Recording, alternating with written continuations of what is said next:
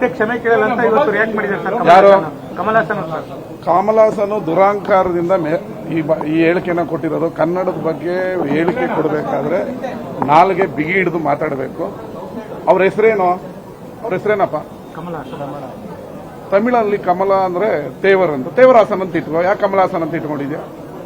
ಕನ್ನಡದ ಲಿಪಿನ ಇಟ್ಕೊಂಡು, ಸಂಸ್ಕೃತಿ ಲಿಪಿಯನ್ನ ಇಟ್ಕೊಂಡು ತೇವರಾಸನ್ ಅಂತ ಇಟ್ಕೊಂಡ್ರೆ ಬಹಳ ಸಂತೋಷ ಆಗುತ್ತೆ. ಇದು ಬಹಳ ದುರಾಂಕಾರ. ಮತ್ತೊಂದು ಬೇಜಾರು ಸಂಗತಿ ಅಂತ ಹೇಳಿದ್ರೆ, ಶಿವರಾಜ್ ಕುಮಾರ್ ಅವರು ಆ ವೇದಿಕೆ ಮೇಲಿದ್ದು ಇನ್ನೂ ಅವ್ರನ್ನ ಪ್ರೊಟೆಕ್ಟ್ ಮಾಡ್ಕೊಳ್ತಾ ಇರೋದು. ನಿಮ್ಮ ಸ್ನೇಹ ಇದ್ರೆ ಮನೆ ಕರೆದು ಊಟ ಹಾಕಿ. ಆದ್ರೆ ಕನ್ನಡದ ಅನ್ನ ತಿಂತಾ ಇರೋ ನಟ ನೀವು. ಅವರು ಕನ್ನಡದ ಬಗ್ಗೆ ಅಷ್ಟು ದುರಾಂಕಾರದಿಂದ ಮಾತಾಡಿದಾಗ ನೀವು ಅವ್ರನ್ನ ಒಪ್ಕೊಳ್ತಾ ಇರೋದು ಕನ್ನಡಿಗರಿಗೆ ಶಿವರಾಜ್ ಕುಮಾರ್ ಮಾಡ್ತಾ ಇರೋ ಅವಮಾನ. ನಾನು ಕನ್ನಡಕ್ಕಾಗಿ ಸಾಯ್ತೀನಿ, ಕನ್ನಡದ ಬಗ್ಗೆ ಪ್ರೀತಿ ಮಾಡ್ತೀನಿ ಅಂತ ಸ್ಟೇಟ್ಮೆಂಟ್ ಎಲ್ಲ ನೋಡಿದೆ. ಆದರೆ ಕನ್ನಡದ ತಾಯಿಗೆ ತಮಿಳುನಾಡಲ್ಲಿ ಅವಮಾನ ಆಗಬೇಕಾದ್ರೆ ನೀವು ಸುಮ್ಮನೆ ಕೂತ್ಕೊಂಡು ಇನ್ನೂ ಅವ್ರನ್ನ ಪ್ರೊಟೆಕ್ಟ್ ಮಾಡ್ಕೊಳ್ತಾ ಇರೋದು ಒಪ್ಪಕ್ಕಾಗಲ್ಲ. ಈಗ ನಾನು ಒಂದು ಹೇಳ್ತೀನಿ, 1799ವರೆಗೂ ಹೊಸೂರು ಮೈಸೂರಿನ ಭಾಗ ಕರ್ನಾಟಕ ಕೊಟ್ಬಿಡ್ಲಿ. ಈಗ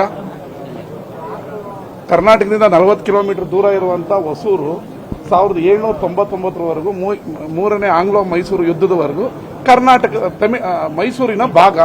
ಹೊಸೂರನ್ನ ಕರ್ನಾಟಕಕ್ಕೆ ಕೊಟ್ಬಿಡ್ಲಿ ಅಲ್ವಾ? ಈ ಕೂಡಲೇ ಕಮಲ್ ಹಾಸನ್ ಅವರು ಕ್ಷಮೆ ಕೇಳಬೇಕು. ಇಲ್ಲ ಅಂದ್ರೆ ನಿಮ್ ತಗ್ ಲೈಫ್ ಅನ್ನ ಕರ್ನಾಟಕದಲ್ಲಿ ಯಾವುದೇ ಕಾರಣಕ್ಕೂ ಬಿಡುಗಡೆ ಮಾಡಕ್ಕೆ ಬಿಡಲ್ಲ. ವಾಣಿಜ್ಯ ಮಂಡಳಿಯವರು ಕೊಡು ತಗೋ ಫೋನ್ ಮಾಡ್ತಾ ಇದ್ದೋ, ಇನ್ನೂ ಕಮಲ್ ಹಾಸನ್ ಸಿಕ್ಕಿಲ್ಲ ಅನ್ನೋ ಬೆಣ್ಣೆ ಮಾತನ್ನ ಬಿಟ್ಟು ಕೂಡಲೇ ಆ ಸಿನಿಮಾನ ಕಮಲ್ ಹಾಸನ್ ಅವ್ರನ್ನ ಕರ್ನಾಟಕದಲ್ಲಿ ಬ್ಯಾನ್ ಮಾಡ್ತೀನಿ ಅಂತ ಆರ್ಡರ್ ಹೊರಡಿಸ್ಲಿ. ಸುಮ್ಮನೆ ಬೆಣ್ಣೆ ಹಚ್ಕೊಂಡು ಟೈಮ್ ಪಾಸ್ ಮಾಡ್ಕೊಂಡಿರೋಕ್ಕಲ್ಲ ಕನ್ನಡ ವಾಣಿಜ್ಯ ಮಂಡಳಿ ಇರೋದು. ಕಠಿಣ ನಿರ್ಧಾರ ತಗೊಳ್ಳಿ. ನಾವು ಕಠಿಣ ನಿರ್ಧಾರವನ್ನ ತಗೊಳ್ತಾರೆ ಅಂತ ನೋಡ್ತಾ ಇದೀವಿ. ಇಲ್ಲಾಂದ್ರೆ ಸರ್ಕಾರದಿಂದನೇ ಆ ಫಿಲಮ್ ಅನ್ನ ಬ್ಯಾನ್ ಮಾಡ್ತೀವಿ.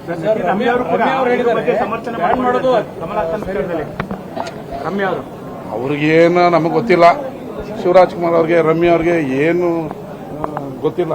ಕನ್ನಡಕ್ಕೆ, ಕರ್ನಾಟಕದ ಅನ್ನ ತಿನ್ನೋದು, ಕನ್ನಡ ಚಿತ್ರರಂಗದ ಬಗ್ಗೆ, ಕರ್ನಾಟಕದ ಬಗ್ಗೆ, ಕನ್ನಡದ ಭಾಷೆ ಬಗ್ಗೆ ಅನ್ಯಾಯ ಆದಾಗ ಮಾತಾಡಬೇಕು ಚಲನಚಿತ್ರಗಳು.